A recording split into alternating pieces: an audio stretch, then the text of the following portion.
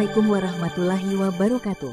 Saudaraku yang berbahagia, sebelumnya saya ucapkan terima kasih kepada saudaraku yang telah meluangkan waktu di tengah kesibukan hari ini untuk menonton video ini.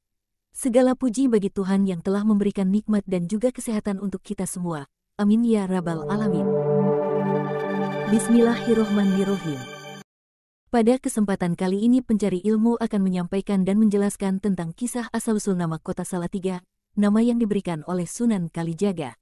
Simak sampai akhir, jangan di-skip. Terima kasih.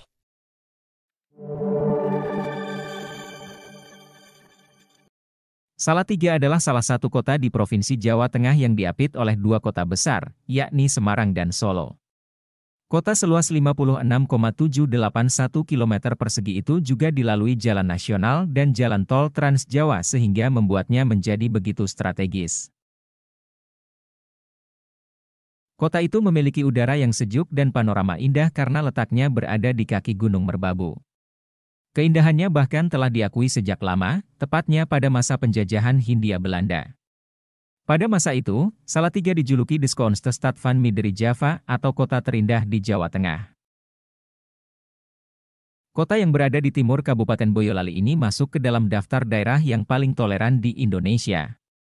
Sebagai salah satu daerah yang paling toleran di Indonesia, banyak yang penasaran dengan asal-usul nama dari Salatiga.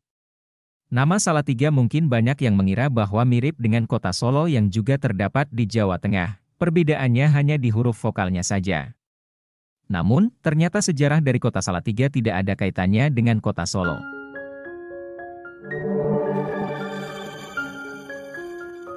Sebelum ke pokok pembahasan, alangkah baiknya saudaraku tekan tombol like, share dan subscribe agar saya lebih semangat lagi dalam berbagi informasi yang menarik lainnya. Terima kasih.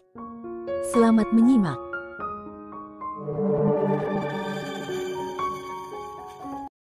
Dikisahkan sejarah nama Salatiga tidak dapat lepas dari sosok Ki Ageng Pandanaran, yaitu seorang bupati kedua kota Semarang, Pangeran Mangkubumi yang memiliki gelar Sunan Bayat atau Sunan Tembayat. Kabupaten Semarang saat itu dipimpin oleh Ki Ageng Pandanaran dan Ki Ageng Pandanaran ini merupakan seorang pedagang yang kaya raya. Namun seiring dengan berjalannya waktu, Ki Ageng Pandanaran terlalu sibuk memperkaya dirinya sendiri sampai ia melupakan kesejahteraan dan keamanan rakyatnya. Ki Ageng Pandanaran juga dikenal sering mengambil harta rakyat yang tak mampu untuk membayar pajak, ia juga sering membeli hasil pertanian dari rakyatnya dengan harga yang sangat murah. Pada suatu ketika, Ki Ageng Pandanaran saat itu bertemu dengan seorang pencari rumput yang sudah tua, ia pun membeli rumput tersebut dari pencari rumput itu dengan harga yang sangat murah. Akan tetapi, si pencari rumput tersebut menolaknya dengan alasan rumput tersebut digunakan untuk pakan ternaknya. Kemudian, Ki Ageng tetap memaksa untuk membelinya dan pencari rumput tersebut tidak dapat menolak lagi. Setelah Ki Ageng Pandanaran mengambil rumput tersebut dan memberikan uang kepada pencari rumput itu. Namun, tanpa Ki Ageng sadari bahwa uang milik Ki Ageng yang diberikan kepada pencari rumput itu diselipkan oleh pencari rumput ke dalam keranjang rumput yang kemudian dibawa ke kediaman Ki Ageng Pandanaran. Sesampainya Ki Ageng di kediamannya, Ki Ageng mendapat laporan bahwa terdapat sejumlah uang di dalam keranjang rumput yang ia bawa tadi. Ki Ageng yang menyadari bahwa uang tersebut adalah uang miliknya untuk membayarkan rumput ke si pencari rumput pun sangat marah dan merasa tindakan pencari rumput tersebut menghina dirinya. Akhirnya, Ki Ageng memanggil pencari rumput tersebut untuk datang ke kediamannya. Saat pencari rumput tersebut sampai ke kediamannya dan menghadap Ki Ageng Pandanaran meluapkan emosinya kepada pencari rumput karena merasa dirinya telah dihina oleh pencari rumput tersebut. Namun ternyata, yang tidak diketahui oleh Ki Ageng Pandanaran adalah bahwa sosok pencari rumput tua tersebut adalah Sunan Kalijaga, seorang pemimpin agama yang dihormati bahkan oleh raja-raja.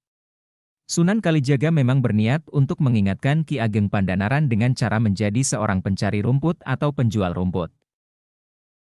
Mengetahui hal tersebut, Ki Ageng Pandanaran langsung bersujud untuk meminta maaf kepada Sunan Kalijaga dan Sunan Kalijaga memaafkan Ki Ageng Pandanaran.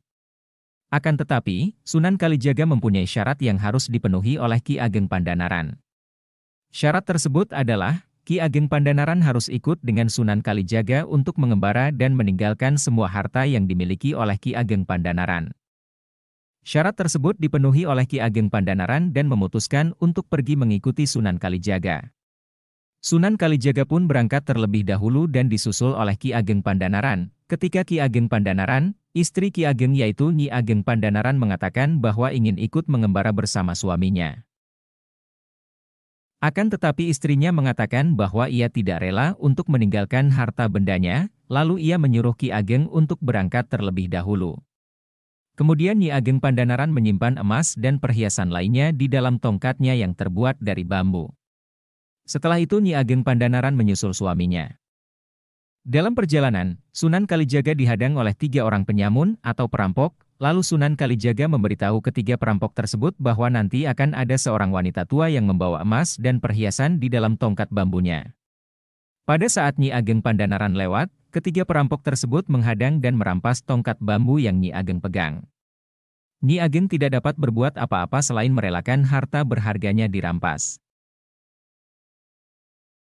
Pada saat Nyi Ageng bertemu dengan suaminya dan Sunan Kalijaga, ia bercerita sambil menangis tentang perampokan yang dialaminya saat perjalanan tadi. Sunan Kalijaga pun memberikan nama daerah tersebut sebagai Salatiga. Aku akan menamakan tempat ini Salatiga karena kalian telah membuat 3 kesalahan, ujar Sunan Kalijaga kepada Ki Ageng dan istrinya. Pertama, kalian sangat kikir. Kedua, kalian sombong. Ketiga, kalian telah menyengsarakan rakyat. Semoga tempat ini menjadi tempat yang baik dan ramai nantinya, lanjut Sunan Kalijaga. Seiring dengan perkembangan zaman, nama Salatiga berubah ucapannya menjadi Salatiga.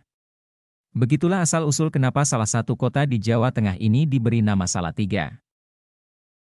Berdasarkan prasasti Pelumpungan yang berada di Desa Kauman Kidul, Kecamatan Sidorejo itu, pada awalnya Salatiga adalah sebuah tanah perdikan bernama Hampra. Pada saat itu, pemberian tanah perdikan itu dilakukan oleh seorang raja, sehingga rakyat yang menetap di sana dibebaskan dari membayar pajak atau upeti karena daerah itu dianggap berjasa pada seorang raja. Berdasarkan pengamatan oleh ahli sejarah, tanah perdikan atas wilayah Hampra diberikan oleh Raja Banu, seorang raja besar yang daerah kekuasaannya meliputi Salatiga, Kabupaten Semarang, Ambarawa, dan Boyolali. Berdasarkan pada Perda Nomor 15 Tahun 1995, penetapan tanah perdikan oleh Raja Banu itulah yang menjadi dasar tanggal lahir kota Salatiga.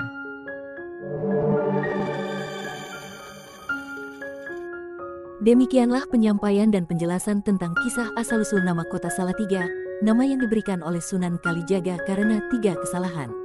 Semoga bermanfaat. Jangan lupa like, share dan subscribe agar saya lebih semangat lagi dalam berbagi ilmu dan informasi yang menarik lainnya. Terima kasih. Wassalam.